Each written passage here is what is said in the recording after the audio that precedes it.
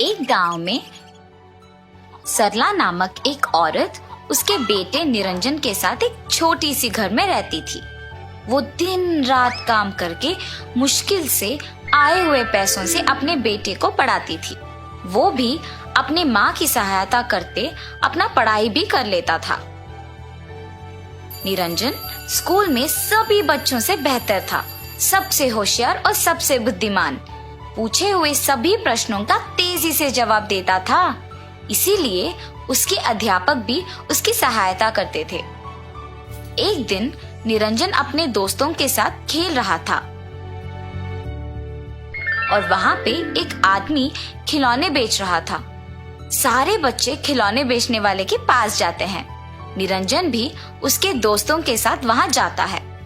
वहां के सारे खिलौने में एक लाल रंग का कार उसको बहुत अच्छा लगता है। भैया, वो लाल रंग कार कितने का है? 50 रुपया बेटा। कार दिखने में बहुत अच्छा है। उस कार की रंग भी मेरा मन पसंद है, पर मेरे पास पैसे नहीं हैं। माँ पहले से ही बहुत मुश्किल से मुझे पढ़ा रही है। अब अगर मैं ये कार खरीदने के लिए उनसे पैसे मांगूंगा और उनके पास अगर उतने पैसे नहीं हैं, तो पैसे ना देने के कारण उन्हें दुख होगा। मैं बहुत अच्छा पढ़ के बड़ा कार खरीदूंगा, मेरी माँ का अच्छा ख्याल रखूंगा। ऐसे सोचकर वहां से चला जाता है। रात में उसी कार के बारे में सोचते रहता है और सो नहीं पाता है। निरंजन, निरंजन, वो सोचता है कि उसकी माँ ने उसे बुलाया और उनके पास चले जाता है। माँ, आपने बुलाया? मैंने नहीं बुलाया बेटा, नींद में आपको ऐसा लगा होगा। ठीक है माँ। वो भी यही सोचता है कि ये उसका वहम होगा और वापस सो जाता है। कुछ देर बाद वही आवाज उसे वापस सुनाई देता है और वो इस बार भी सोचता है कि उसका वहम ही है। पर एक और बात सुनाई देने पर नींद से जाके देखता है तो उसके सामने सुबह देखी लाल रंग का कार होता है। इसी कार को मैंने सुबह देखी थी, ये यहाँ कैसे आ पहुंचा? ऐसे कहकर उस कार को अपने हाथों में लेता है। निरंजन, तुम्हें मैंने बुलाया था, तुम्हारी माँ ने नहीं। तुम बात भी कर सकते हो? हाँ, मैं बात भी कर सकता हूँ। सुबह मुझे देख के तुम्हें पसंद आने पर भी पैसे ना होने के कारण और तुम्हारी माँ को तकलीफ नहीं देने के इरादे से तुमने मुझे नहीं खरीदा ना, इसीलिए मैं ही तुम्हारे पास आ गया। ऐसे उस जादुई कार से बात करते करते बहुत देर हो जाती है और निरंजन उसे अपने बगल में रख के सो जाता है। रात को देर से सोने के कारण सुबह निरंजन स्कूल के लिए समय पर नहीं उठता है। निरंजन, स्कूल के लिए देर हो रही है बेटा, उठ जाओ। माँ, स्कूल का समय हो गया, आज बहुत देर तक सोया मैं। ऐसे कहकर बहुत जल्दी से स्कूल के लिए तैयार हो जाता है और स्कूल के लिए पैदल जा रहा था जब बहुत देर हो गया। सब लोग स्कूल पहुंच भी गए होंगे। देर से जाऊंगा तो अध्यापक डांटेगी। काश कोई मुझे स्कूल तक छोड़ देता। ऐसे सोचते ही वही लाल रंग का कार उसके सामने प्रकट होता है। निरंजन, आओ तुम्हें स्कूल छोड़ देता हूँ। तुम इतने छोटे हो, मुझे कैसे लेके जाओगे? ऐसे कहते ही कार बड़ा बन जाता है। ये देख निरंजन आश्चर्यचकित रह जाता है। तुम बड़ा भी बन सकते हो? हाँ, बन सकता हूँ, मैं कुछ भी कर सकता हूँ। अब चलो मेरे साथ, तुम्हें स्कूल छोड़ देता हूँ। निरंजन के कार में बैठते ही अपने आप वो गाड़ी हवा में उड़ने लगती है। तुम सचमुच एक जादुई कार हो। ऐसे हवा से जब देखता है तो सारे लोग नीचे छोटे दिखते हैं। स्कूल पहुंचने पर कार रुकती है। शाम को भी मुझे लेने आओगे? जरूर, तुम जब भी मेरे बारे में सोचोगे मैं तुम्हारे सामने आ जाऊंगा। निरंजन समय पर स्कूल पहुंचने पर खुशी खुशी चला जाता है। शाम को स्कूल के बाद निरंजन कार के बारे में सोचता है और कार उसे वापस घर छोड़ने आ जाता है। वो जब कार में बैठ के हवा में जाता है तो सारे बच्चे देखते ही रह जाते हैं। Super car, super car, super car. Niranjan की माँ घर के पास काम करती होती है जब वो कार घर के सामने रुकता है और निरंजन उसमें से उतरता है। उसकी माँ देख के दंग रह जाती है। निरंजन, ये कार किसका है? ये कोई जादुई कार लगता है, अपने आप हवा में उड़ रही है। हाँ माँ, और अपने माँ को उस जादुई कार की कहानी बताता है।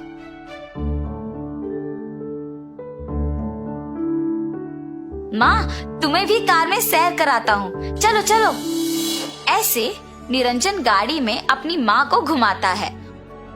और इतना ही नहीं, सारे गांव में जिस किसी को भी अस्पताल जाने का था उन्हें ले जाता था। और जो लोग दूर के जगहों को नहीं जा पाते थे उन्हें भी वहां छोड़ देता था। ऐसे उस जादुई कार की सहायता से सबकी मदद करते हुए अपना पढ़ाई करता था। एक दिन निरंजन कार में जाते हुए नीचे देखता है कि कुछ लोग एक जगह पे इकट्ठा हुए। क्या हुआ? सब लोग इधर इकट्ठा क्यों हुए? निरंजन, यहाँ पे एक बूढ़ी औरत है जिनका तबीयत खराब है बेटा। वो चलने की स्थिति में भी नहीं है।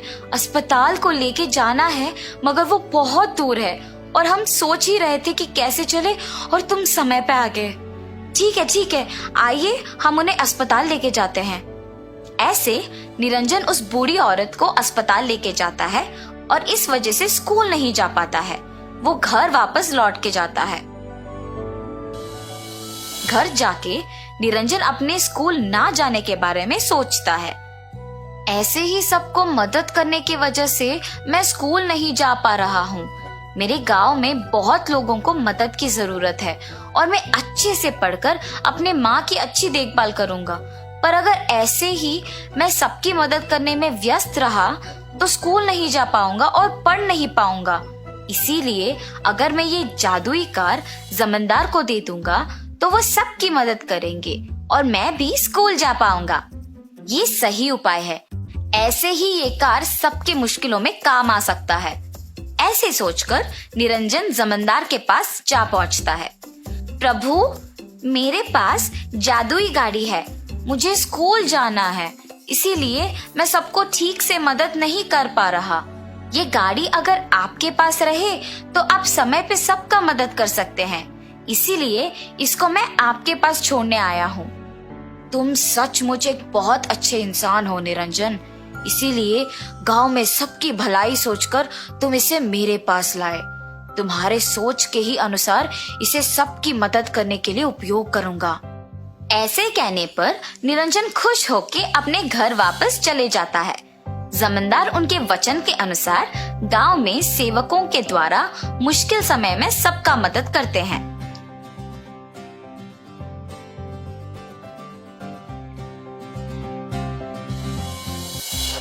कुछ दिन बाद गांव में अचानक सबकी तबीयत खराब हो जाती है। तब इस समय में बहुत लोगों को कार की जरूरत होगी। अगर मैं सैर के लिए पैसे लूंगा तो बहुत पैसे कमा सकता हूँ। अब सभी का तबीयत खराब है तो लोग कोई भी कीमत पे अस्पताल लेके जाने के लिए मान जाएंगे। मुझे पैसे लेके ही उन लोगों को अस्पताल लेके जाना होगा। अगले दिन से पैसे वसूल करके ही जमींदार सारे बीमार लोगों को अस्पताल लेके जाता था। प्रजा जमींदार के इस व्यवहार देख दुखी होते हैं।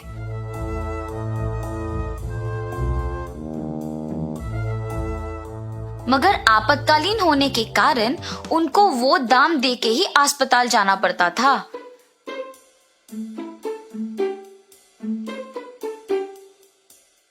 जमींदार कार का बुरा उपयोग करते देख और सारी प्रजा बहुत दुखी रहते देख वो जादुई कार वापस छोटा बन जाता है और जमींदार कुछ नहीं कर पाता है और दुखी भी होता है कि कार पे पैसे अब उनको नहीं मिलेंगे।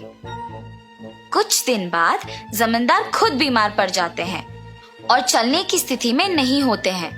कार के छोटा होने के कारण उन्हें समझ में ही नहीं आता है कि अस्पताल कैसे चले। उसी तरफ जाते हुए निरंजन ये सब देख उस जमींदार के यहाँ जाते हैं। उन्हें बीमार देख उसे दुखी होती है। आप प्रभु को कार में क्यों नहीं लेके जाते? बेटा, कुछ दिन पहले ही ये कार वापस छोटा बन गया, तब से सब प्रभु की तरह कष्ट ले रहे हैं। ये सब सुन के निरंजन को अचानक याद आता है कि जादुई कार ने उससे कहा था कि जब भी तुम मुझे बुलाओगे मैं तुम्हारे सामने आ जाऊंगा, और वो कार के बारे में सोचता है। तुरंत कार उसके सामने आ जाता है और वो जमींदार को अस्पताल लेके जाता है।